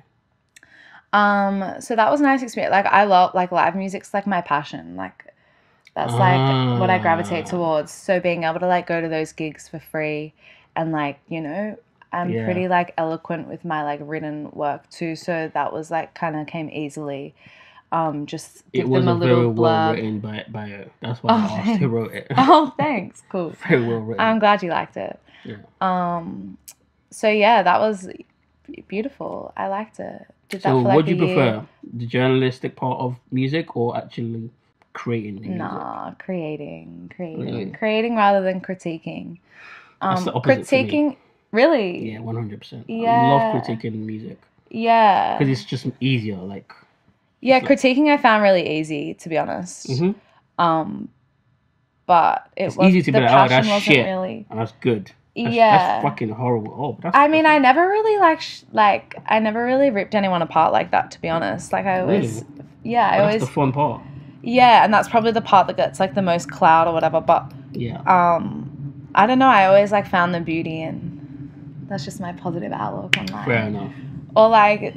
Me too, by the way. I hate queer. That anyways, Karen. You hate what? I'm just gonna say I hate telling people their music is bad. Yeah, it's don't do that. For me. If you don't have anything nice to say, don't say anything at all. Unless they ask you for your opinion and they want you to be honest. They always ask me for my opinion. That's on them. Exactly. But do you know what? Do you know what I say nowadays? If I don't want to be rude, I just say, bro, put in the 10,000 hours. Oh no! I remember someone saying that to me, and now I'm really? Like, yeah. Wow. How long ago was this? Not that many hours ago. Oh wow. No. Alright, okay. No, it was like 6 months ago or something. But I've put in mad hours since then. Yeah, but okay. Well, I mean, I don't know what you were like 6 months ago, like what your music was at. When did you make New York? Is it longer than 6 months ago? 7 years ago I recorded that track. Well then they're not correct then. I mean, that track wasn't out yet. But no, it was a really like motivating message. Like I needed to hear it at the time, and like that wasn't the only thing that was said. So okay. The collaboration of the whole message was the right tone. Yeah, but I feel like I've heard 10,000 hours. Yeah, damn. I actually did a calculation the other day of like how long this is gonna take. Like, yeah, it's quite a few. I think there's like 8,000, almost 9,000 hours in a year. Yep. But that's like non-stop, so I'd have to like recalculate how to like actually fit that in. I think it's just like a figure of speech, right? No, I think it's around about 10,000 hours. That's when it's gonna hit. Yeah, I think it's an actual thing. But I feel like from what you've told me about your life, like you've been to like a music institute for uni. True, that counts, right? Yeah, 1,000% it counts. It's just because I feel like I've only just I only released my first track like a couple months ago. The thing is, everything that you've done, leading up to this moment, also adds to it. That's true. Also adds to it. That's true. Whether you want to admit that or not, like no, that's true. Because before you even realize that, you know, like okay, I take myself for example. Before I realized that this was my path, like I wouldn't say music journalism per se, but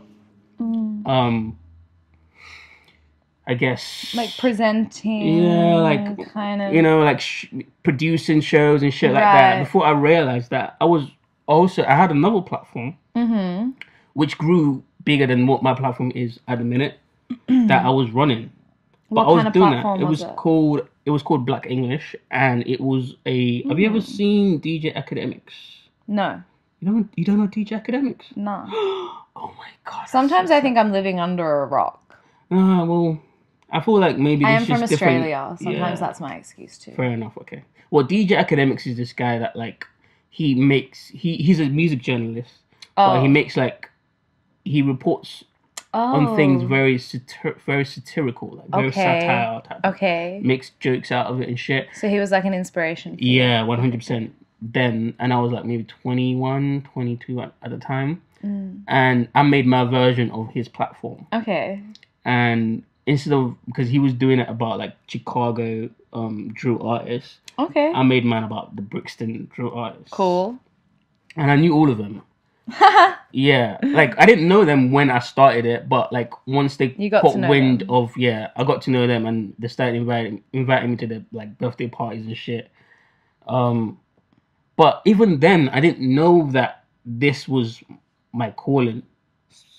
You know what I mean? It was just fun for me. Like, it was just like, oh, this is cool. Like, well, that's always a good sign. Like, you've got to enjoy it. You know exactly. Do you get what I'm saying? But I guess I felt like I was, at the time, my brain was just kind of like all over the place to understand and see the opportunity in it. Because I actually quit doing that for my girlfriend. Damn. Yeah, because she didn't like how much time it took me, and I was just doing it for fun. I didn't see the potential in it. Do you get what I'm saying? At the time, and then I just thought, all right, cool. Well, it's fine. I can quit this. No problem. I don't care. But then, no. I've been in that situation before. Not when like they like make you quit something, but like just how I react or how I used to react in relationships. Like I'm like very like all or nothing. Like I like easily get like swept up into like the moment or like the person, and like well, back in the day, I feel like that's a curse of creatives. That's a curse. Is it? It could be a blessing as well sometimes, but it's a curse. Yeah, 100%. Because we fall in love very easily. Well, yeah, I do. Anyways. I don't know about that these days though. I think it just depends where you're at. Like I've been in that situation before, and like I wouldn't really count it as a loss because like I wasn't even ready to like pursue this in the way I am now. Okay. You know what I'm saying? So even though you like stopped what you were doing for them, whatever reason, like you obviously weren't at the point where you were like ready to take it like seriously enough for yourself to be like, nah, this is who I am and what I want to do, and like either hop on board or that's true, but I still do regret unsubscribe. But I still do regret like I mean, you live and you learn, I guess. You just have to like move forward. Because if can't you just pick it back up? Like why? No, I did pick it back up, of course. But to be honest with you, it was kind of a blessing in disguise, because after that whole thing happened, when I was ready to kind of like pursue it again over the pandemic, I realized that I had to come at it from a perspective of like of being completely professional, just to like even gain the respect of the industry. And now that I'm kind of like putting myself out there every day, it's a much better reaction than it was back then. Right. Because back then it was completely unprofessional and it was just something that I was just doing for fun. Yeah, I feel that. You know, most of the time it was more of the salacious shit that was getting the views, as opposed to like things that was actually like, you know, because the what that was getting the views, like the salacious stuff, like, you know, because I'd release news, but I'd be like making fun of rappers and shit. Okay. You know what I'm saying? Like trolling. Yeah. Pretty much. So I'm glad that I kind of like quit it, because put an end to that vibe. You know what I'm saying? Yeah, because there's a more like honest way to do it. 100%. Not that you weren't being honest, but I get what you mean. There's a more professional, I guess, and a better way to do it. A more polished way to do it. Yeah, and people take you more seriously if you like take yourself seriously. 100%. So 100%. And I guess thanks to her, because she told me that. She told me that. She was like, well, I know that you're not even too serious about this anyways, and if you was, you need to just start it from the beginning, because everything that you've got online, you should actually just delete it if you wanna. Yeah, that's what she said. If you wanna be taken seriously in the industry, blah blah whatever. And she was a creative as well. Like, okay. So she has a point. Wipe that slate clean. She did have a point. Yeah. But it was just that like I wasn't at the ready to point hear it. But I was ready to hear it, exactly. Or apply it. Yeah. But yeah, shout out to you, man. Shout out to us. Yeah, shout out to females. Shout out to okay. In general. I got you. Shout out to in general. Because you lot be giving really good advice, even when we don't want to hear it as men, you know. Yeah. But let's get back onto you. Why do you always eventually get me talking about myself? Because this is not my I told you that would happen. Yeah, you did. I haven't had that artist training where I just like answer a question and not like we're having a conversation. That's true. And to be fair, that's kind of what I want the vibe of this to be like, anyways. Yeah. So, but it's just that I've never really had an artist on here that's like asked me questions. Bless you. Never. You deserve it. Oh, you think so? Yeah, I think everyone deserves a chance to tell their story, speak their mind. I don't know. It's not like I don't feel like I deserve it, but I don't know if I want to tell my story like that. I'm you can pick and person. choose, like you said. Yeah, I feel that. Yeah. You can pick and choose what flies. That's true. So okay, let's go back to your journalistic part of music though, because I feel like there's a question I was gonna ask. Like there's more I want to explore with that. Mm-hmm. When you were doing that, you were doing that for uni, you said, right? Did you ever do that? Started out as and you carried on like after an internship uni? Vibe. Okay. Yeah, carried on after uni. Okay. Yeah. So when you went to these gigs and you kind of like review the gigs and stuff like that, like what was like the best part of doing that for you? Just like being present in the moment. Like, I love even talking about, like, the external factors, like, other than, like, describing the music itself. More just, like, the atmospheric, like, the environmental factors, like, the crowd and just, like, the energy in the room. And, like, I liked talking about, like, other, like, unique things that were happening to that moment in time versus just, like, you know, describing like the musical aspect, which if you went to a different gig, you'd probably get the same thing product. Yeah, absolutely. Type vibe. Okay, cool. And what was like, who was like the biggest, or actually not the biggest, the most interesting artist to you that you ever went to the gig and was like, wow, that's crazy? I did a good one. I did J. Cole in No, you did? Really? I did J. Cole in like 2014. I don't even know what year it would have been. Was it 2014? And that was I have no idea. But he brought out like the whole like Dreamville gang, pretty much, like Ari and Earth Gang. I can't remember if Jid was there. Was Bass I can't remember if Bass was there. I'll have to go back to my interview. I feel bad. It was actually so what, you that actually many years interview ago. them? I mean, to my review. Sorry, okay. No, I didn't interview them. No, but still, that's fucking dope. Like, that's crazy. What was that experience like for you? Talk more on it, man. That was a vibe. That was cool. That was a while back. Yeah, that was a while back. But J. Cole's my favorite. So. Well, he's your favorite artist? He's my favorite rapper. Okay. Really? Better than Kendrick? Damn. It's a tough call. I don't know. I just like his vibe. Like, he's just got like a laid back, like genuine vibe. Yeah, I guess him. it's a preference thing because not that Kendrick doesn't, but I've just like gravitated towards like J. Cole's energy a bit more. Yeah. But they're both talking real shit, which is like the main thing. So I can't be mad at. Yeah, now obviously I prefer Kendrick. Right. But I can understand because it's, you know, it's like a preference thing for me. I feel like Kendrick is more into the arts. That makes sense. Like he more focuses on like really exploring the essence of the art of music, whereas J. Cole is just more real with life, and he's just a super dope rapper, like super dope. So for me, I relate to Kendrick a lot more. Fair. Yeah, I loved this last album, Mr. Morale and the Big Steppers. Oh my god, that was incredible. There's one song on there that made me cry. Oh, which one was that? Father Time. Yes, with Sam. Sampa. Yeah, Sampa. Yeah, that's a vibe. Incredible fucking song. Yeah.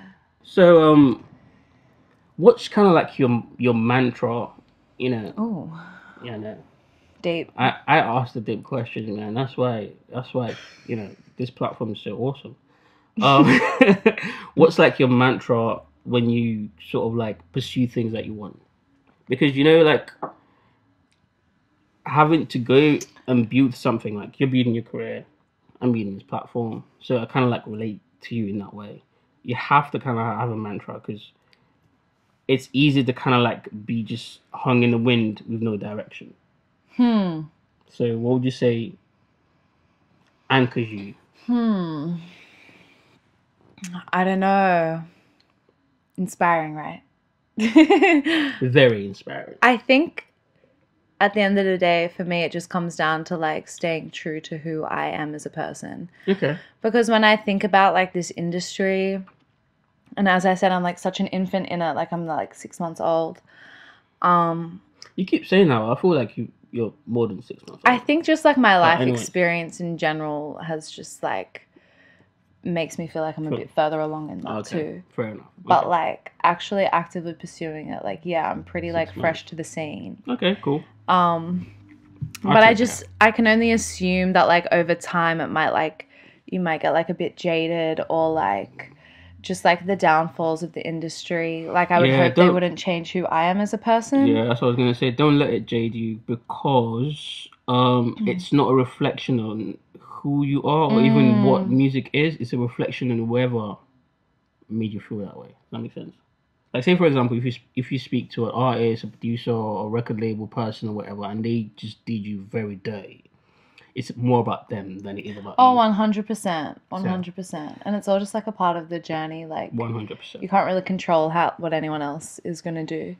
Just got to like put the right things in place to try and like avoid those kinds of catastrophes. Just be like smart about it, do your research and like gain as much knowledge as you can before you like dive into anything.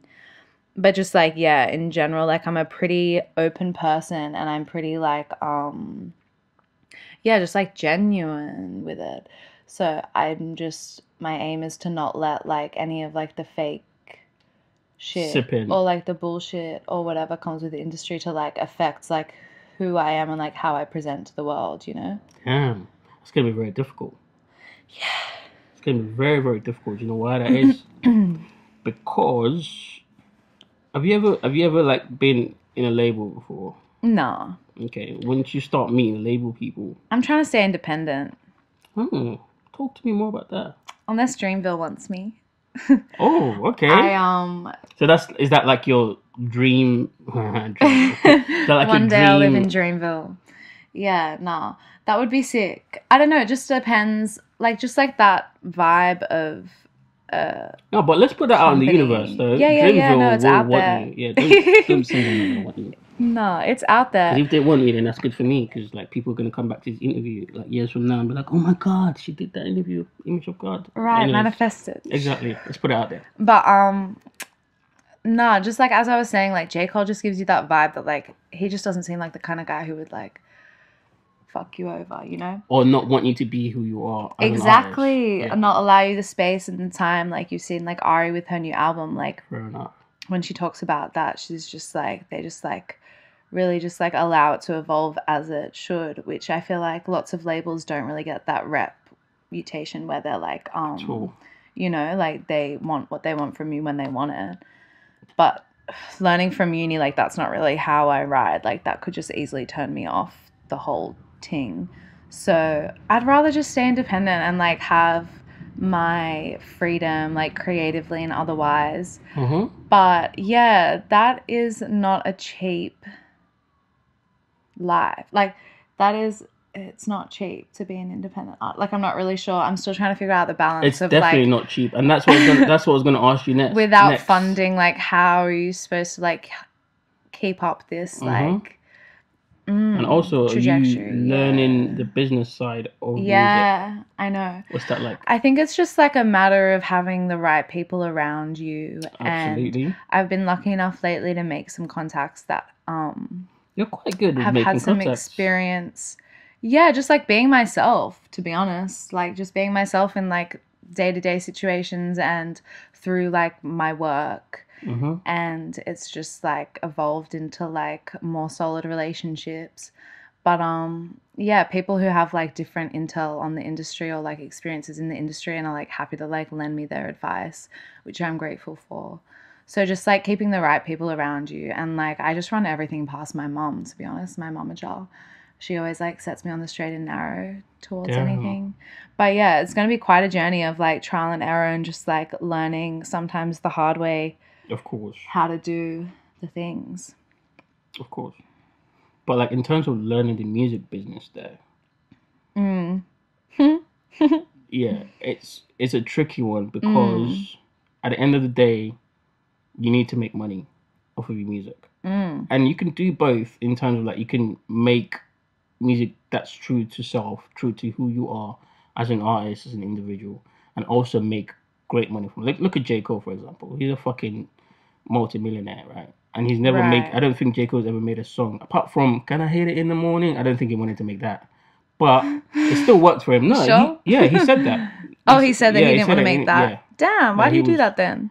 Oh, because the label needed him to make a hit. At the time, he was a new artist. They were like, "Oh, here's Miguel. Yeah, make something that's gonna be on the chart." Actually, I think he said Jay-Z made him do that. Actually. But yeah. But what I'm trying to get at is that like, yeah, what plans do you have in terms of learning the business side of the music? Is it just getting advice from people? Right now, it's really just in like the baby stages, like just trial and error. Like, okay. I've just learned the lesson of like spending all my money on making the music and then like having no money to like market it or like. No, like that's why I want to learn how to like produce, mix, and master myself, so that I'm like less reliant on like other people, time wise and financially, so that I can just have, because even then they have a little bit of control over like, you know, when they want to give you the track, etc., etc. So that'll be nice. But yeah, I love collaborating. Like there's nothing better than like getting in the studio with someone and you just like create something so organically like that. So I'm not gonna let that deter me from that either. Oh yeah, no, you shouldn't. It's just like having the right things in place. Like you said, we need like contracts in place, or like, you know, you need like things on paper to like solidify like what's going to go down. Yeah. Because everything starts off initially as a vibe, obviously, otherwise you wouldn't do it. But then like I've already seen how it can turn kind of like nasty really quickly. A bit sour. Absolutely. You need to put everything up front before you even release the track. Like say you have a feature with someone. You need to agree with them what percentage of that song. Oh, 100%. That's like the bare minimum. Exactly. I think even before you hop in a studio with someone. You need to let them know exactly what you're coming with, because people assume a lot, and people go based off their assumption, which is going to be different from your assumption. Do you know what I'm saying? And that's why nasty things happen in the industry quite a lot. And they really do love like a little bit of control, I've found. Yeah, absolutely. Yeah, they really do love trying to milk that. But yeah, what was the original question? What are you put like? What, like the music business side of it. Yeah. Well, I just know that like it takes like time like to get to a point where it's like lucrative, or like it feeds itself at least financially. Like, yeah, I know people who have been making music for like 10 years and like they've been successful for a while, but like they're now just like hitting their like mainstream stride. Or you know, my mom was telling me about this band Parkway Drive. They're from Australia. She was watching a documentary on them and they were saying how it took them, and they're like successful. They're like kind of like are they metal? Do you know who they are? I have no idea who they are. But shout out to Parkway Drive. Parkway Drive. I don't even really listen to them. I think they're like a metal band. Okay. But they're like successful at what they do, and it took them like 5 years to make any money from their music. Damn. Yeah. Like they went on like a 5-month tour of Europe, and they spent like 2 of those nights in a hotel and just spent like the rest of it like on the side of the road essentially. Yeah, just like doing it tough. So it's not like an overnight thing, of course. I think even like being successful in the industry is like Saweetie was saying on Heart to Heart that it's like a 3% shot. So the overnight thing is like even less of a shot. And I think that would be like a scary rise to fame. Yeah. Like I think that would be like, I think that could like fuck with you easily. So I don't mind the grinds. I'm just like coming to terms with the fact that it's going to take like years of persistence to like get anywhere. But as I said, I've spent enough years like not doing it. So I'm ready to put in the work. The work is being put in. That's for sure. That's good. That's good that you kind of have that mindset, because, and that's another reason why I could never be an artist, because like comparing media to, like, when I say media, I'm always talking about music media, not like the news media, because that's just some other shit. Comparing media to like artistry, like being a musician, it's far easier. It's far easier. Like you put in so much work and you get results a lot quicker than when you're an artist and you put in so much work. The payback, yeah, they say like the musician's like the last one to get paid. But the thing, 100%. But the thing is, when you do then make it, then it's like fucking exponential. Yeah. Like, and I guess it just depends. Like if you have like a passion inside you to follow something, like no amount of money or fame or whatever is gonna like deter you. Yeah, but yeah, exactly. Yeah. Like you can't really be like led astray. Once you like feel a fire inside you, you're gonna kind of like let that shit burn. Yeah. Yeah. 100%. Yeah. I had a question I was gonna ask you, but I can't remember right now. But it will come back. It will come back to me. It will come back to me. It will come back to me. Maybe it is the wine, but the wine doesn't make me forget shit. It's because I smoke a lot of weed. Oh. Which I've actually quit. I haven't smoked in about a month and a half now. Okay. Why did you decide to quit? Because I just needed to, focus on growing. And growing my platform, and I realized that smoking, while I enjoy it, sometimes it can kind of hold me back. Yeah. Do you know what I'm saying? Like because I'm the type of smoker that I'm not one of those smokers that like just smokes one joint and I'm good. Like when I smoke about like maybe 5, 7 a day. Right. So like, and I can function while I smoke. Right. But the thing is, I'm not as sharp. I'm not as like responsive to messages. I'm not as like professional as I could be. Right. So it's a discipline thing as well. Even ASAP said sometimes you have to quit the smoking when it's time to focus. Exactly. Yeah, no, I feel that. Yeah. Definitely. It's all about the balance. So in that song, Praise the Lord. Who your creative influences? As I said at the start, I think this is a Summer Walker vibe. Like sonically, not necessarily like vocally, but like sonically, like that's like the energy that I'm trying to get into. Okay, but that's not what I asked you. What are you saying? Who are some of the musicians that you like love listening to and are inspired by? I'm inspired by lots of different kinds of music, to be honest. Well, we've got time. I'm Give inspired. me a top 5. Give me a top 5. Top 5 artists that inspire me. Number 1. Oh, I don't know. I couldn't even like number them, to be honest. Not in any particular order, but just give me top 5. SZA and Summer Walker would have to be up there. Okay. Just the way they like relate, like it's like the kind of like strong, sad girl like talking her shit, but like there's still like that undercurrent of like emotion and like meaning what they say type vibe. This girl called Maida, she's beautiful. She's got like that R&B vibe going, but she has like these really like intricate and like delicate vocals. So like sonically, so name again? Maida, like Maeta. Shout out to Maida. Shout out to you. I'm gonna do my research. She's sick. She American? Yeah, she's American. Okay. Yeah, so she's an inspiration. I would say J. Cole too, just in terms of like how he holds his own in the industry. Like I'm inspired by 100%. That. And I don't even know how to give you a fifth. That's 4 like now. So just many of them. Just give the last spot to one person, and that's it pretty much. I know I make it sound easy, but yeah.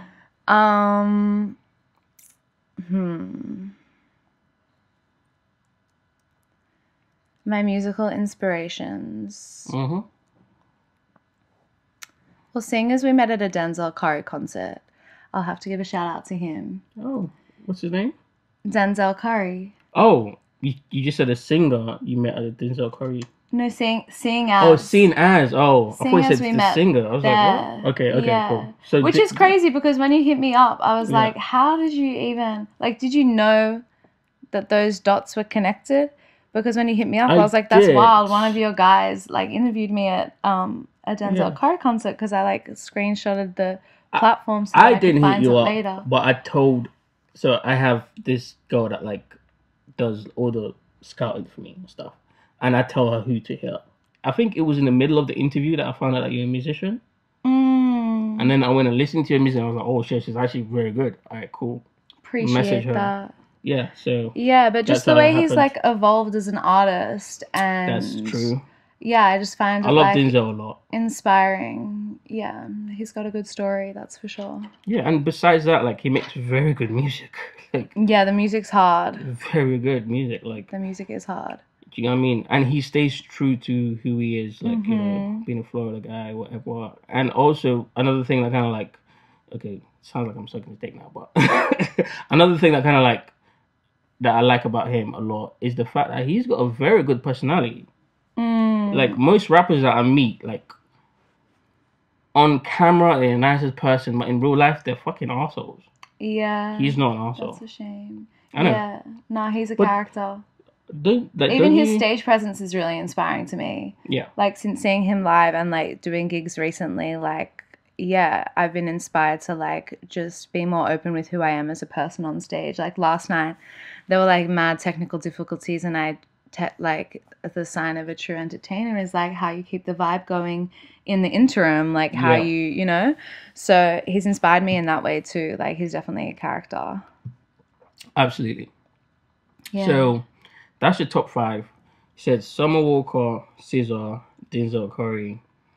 What's the name of the Maida. Maida Cole. and J. Cole. That's a good top 5. Thank you. It's a I'm pretty top happy 5. with it. It's a good top. I'm sure you got more people that inspire you, but top 5 is all you need. Heaps. Who's that? Heaps of people. Heaps. Oh, okay, yeah, okay. I thought it was someone called Heaps. I was like, no, that's a very unique name. But okay, cool. We're getting towards the, end of the interview now. So I guess, what's your mission statement for the future? Like in terms of like how you see your career going and how you'd want to grow as a musician and as an entertainer. It's funny because a goal not that long ago, like a life goal of mine, was just to like make a song that I genuinely love. And the song that I'm about to drop is like close to that. Okay. All my songs I love in like different ways, but I feel like I've already like semi-kicked that like life goal. Like the goal is to like accurately represent like my emotion through my music, or like my personality through my music, where you like listen back and you're like, that was the whole feeling, like that encapsulates like the feeling and like the lyrical content of like what I'm trying to express. Okay. You know, it's always like trying to achieve that like synchronicity between like how you feel inside and like being able to like get that across properly, like effectively. And like performance wise, I was excited even just at the start of the year to like hop up on stage in Sydney and do like my original stuff, like my more like produced like upbeat stuff. Like that was a goal, to just like be in a space where I could like express my music in that way versus like, my more acoustic, like that kind of vibe. Okay. So I feel like I've already like ticked that off too. Like over this year I've done like plenty of gigs in London and stuff of that like nature. So I don't know, the goals just like keep evolving like step by step. Mm-hmm. I think just like forming like a solid like fan base and there we go. Like finding that like trying to get to. Core community that like fucks with what you do regardless of what it is. Yeah, regardless of what it is would be amazing. Yeah. Because we all obviously evolve as artists and as people. Mm-hmm. And like as I said, like each track I'm like planning on releasing is like a completely different vibe from the last. So there's like something really there for everyone. But I think just like sinking into that like community of like musicians and catching a vibe in that way. All right, cool. If you had like a sort of like a what's the word I'm looking for? If you had a message that you wanted to kind of convey to your fans now, your future fans, what would that be? It's like now I'm just getting out all the generic questions because I feel like when someone watches this and they're in front of you, they would want to hear that. I think it's hard to not sound like cliche. But I think even if it's cliche, just say it. The bottom line to me is just like staying authentic to who you are and not being afraid of what anyone else thinks, because like that held me back for years, like fear of judgment or fear of failure. And, as we've like discovered through this interview, like you get to that point when you need to like, be the person you are for that moment. But just don't let anyone throw you off your track. Absolutely. And also kind of like to add to that, like there's going to be different states and different evolutions of yourself. Just go enjoy every single one of them. That's true. Sort of thing. Do you That's know what I'm true. saying? Embrace the moment. 100%. Because you enjoying the state that you're in, the stage you're in now is what helps you grow and evolve to the next stage. Most people don't really understand that. Well, most artists don't really understand that. And that's why some artists get stuck. Because they feel like, this is what I want to be, but I'm here right now. And then they kind of like don't appreciate where they are. So it makes it harder for them to see what the middle is to get them to where they need to be. So, yeah. Slow and steady wins the race. 1000%. Yeah. Very, very true. You can't rush greatness. Would you wanna do you have a manager at the moment? I have a mamager. A mamager? That's better than a manager. It is. I told Because- someone I had a momager the other day, and they were like, "So you don't have a manager?" And that was the end of our business relationship. Well, ended by you or them? I mean, it was kind of a mutual thing, Oh, but fair enough. the energy just wasn't right. Like, it was Damn. just kind of sketchy. That's crazy. Well, they don't think your mom can be your manager. Yeah, exactly. They don't know. That's crazy. I feel like your mom being your manager is better than anyone else being your manager. Right, like Because she your mom has will care my about best you. interests at heart, and like she's smarter than That you. might be someone. Yeah, that might be someone that wants to take advantage of you. 100%, bro. It might be. This guy was trying to like, Yeah. yeah, no. Yeah. Let's not put. No, that it's out easy to like pick up on people's bullshit. I feel like 100%. Pisces are like that. Like, we're intuitive. and Cancers, because we feel our emotions unlike everyone else. So, do you know what it is? I feel like the more you're in touch with your emotions, the more you're able to read people, because you can read what emotions coming out of them, even when they're trying to mask it as something else. That makes sense. Yeah. Because I'm telling you this. I'm very good at reading people, and most of the times I just let their bullshit slide. Not that I let their bullshit affect me, but I just let their whatever they're lying about just like, but I don't address Just it. like take note and Exactly. just like move on. Do you know what I'm yeah, saying? There's like less But energy if that they're way. but if they're important to me or important in my life, I always attack it. 'Cause Oh I'm just yeah. like, don't do that with me. Like just see what the bullshit Yeah, is. I really find it hard to like come back from that. Like, once I feel like I lose trust in someone, it's like I'm not really sure how that can be rebuilt. That's true. It's very difficult, but it can be. Depends who as well, and depends what the Yeah. dynamic in the relationship is. But Yeah. it can be. If I'm in a relationship with someone and I feel like I can't trust them anymore, I can't continue being in a relationship with them, just because the trust is very important for me. I feel like that's the foundation 100%. of the relationship. Of any relationship, really. Like, if you're not being honest, then what's That's actually true. going on here? That's true. But I would say, for me, I would say it's more in a friendship relationship and a romantic relationship. Yeah. If I had a business relationship with someone, I could still, depending on how much the business is beneficial to me, I could still keep it going even if I don't trust them fully. Does that make sense? That's tough. It is tough, but with business, I don't trust anyone. Yeah. I Do you think get what I I'm need to saying? maybe learn that a little bit more too. Yeah, with business, I just go into that just thinking, just prepare for the worst and hope for the best sort of thing, and just think that, okay, like for example, I'll give you an example. There was someone that I was working with recently who was an old friend, I guess, and they contacted me. I was like, oh, I like what you're doing. I'd like to be a part of it. I'd like to help out how I can, blah, blah, blah. I'm doing this, doing that, blah, blah. And he wants to be a presenter, right? Cool. So I'm like, I've got this show. I'll give you a shot in this. So come down, do what you need to do, blah, blah, whatever.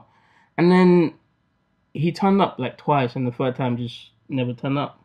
Didn't even reply to my message. Oh, not the flake. Do you get what I'm saying? The and flaky, it's just like, I can't deal with the flaky. do you get what I mean? And then it reminded me of why we stopped being friends. Because it's like, I can't trust this guy. And then you just kind of like show yourself again. But I was willing to give him an opportunity just because I wasn't seeing it as this is a friendship. Because I don't feel like we could rekindle that friendship. Right. But I felt like we could have a business relationship where you help me out with my platform, and that is in turn sort of like giving you experience and adding to your portfolio of whatever you want to do with it. Right. But if you're not taking it seriously yourself, how the fuck would I believe in you? Yeah, You know no, what I'm saying? 100%. 100%. But it is what it is. You live and you learn. 100%. That's good that you give people second chances, though. Like, that forgiveness. I definitely need to. See, that's one thing Pisces are really bad at. Forgiving? Yes, you're really I feel bad like at I forgiving. forgive. Like, I don't carry any hate in my heart, but it's just like it gets to a point where it's like No, there's okay, so maybe many not people in the forgiving. world, so why am I gonna like double Exactly. track when you've like shown me who you are? That's true. But people can change. People can. It's very rare. Don't get me wrong. But I've experienced it when someone's like genuinely changed. Yeah. So I always like to. But the thing is, I only give 2 opportunities. Yeah. Because if you fuck up once and you fuck up again, then that means you're most likely gonna fuck up the third time. So what's the point? You know what I'm saying? So, but Pisces Fool me don't one give. time, Yeah. shame on you. Fool me twice. Can't put the blame on you. Exactly. So, but that's when you've given them the second shot, and then they fool you again, and then you can't blame them. Yeah, but I exactly. guess then that's but that. But I put it on myself. But I'm also sort of like anticipating it. But I'm hoping Shit. for the best. Do you know what I'm saying? I'm hoping that like. But they like your kinda, guard's up a little bit. 1000%. Not even a It little just bit. seems A like lot mad of it. energy. Like I'd rather just like try someone new. Yeah, I know, but I feel like someone new there's also a 50%, True. 50-50 chance of that happening, because I feel like someone that I already know is better because I already know what they're like. True. You know what I'm saying? Someone new is completely new, uncharted territory. Like, do you know what I'm saying? I'd have to kind of like start to get to learning who they are and what they're like. Yeah, definitely takes time. 100%. Well, we've been recording for 2 hours now. I feel like Oh, you killed that.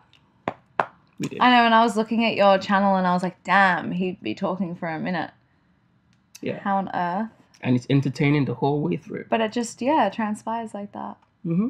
I back it. Yeah, thank you. Thanks for having much. me. Thank you very much for coming on the platform Appreciate it. Being vulnerable somewhat. You know, as vulnerable as a Pisces could possibly be. And sharing your story with us. No, that's not horrible. That's no, so vulnerable. Oh, okay. I thought you said horrible. Yeah, and you know, sharing your story with us, and just like, yeah, I feel like 5 years from now, people are gonna watch this video and be like, oh my god, that's where she started off at. This is where I started. Yeah. So, thank you guys. Appreciate it. You're welcome. Thanks for watching, guys. Please like, share, subscribe, do all the things that's gonna make me and Emma happy on this video. Share it. That's more important than actually liking it. Cheers. Do you want to, your glass is empty. I was gonna cheers you, but your glass is empty. I can't cheers with an empty glass. Yeah, and this has been another. Why not? Is that like another bad luck type of? Yeah, I think so. Really? Yeah. Oh, you're very superstitious. Because what are you gonna sip out of it? You need a cheers and then sip. It's just a gesture. Really. For me, it's just a gesture, and I never cheers anyway. So. Yeah. Really? Nah, not really. Interesting. I always cheers.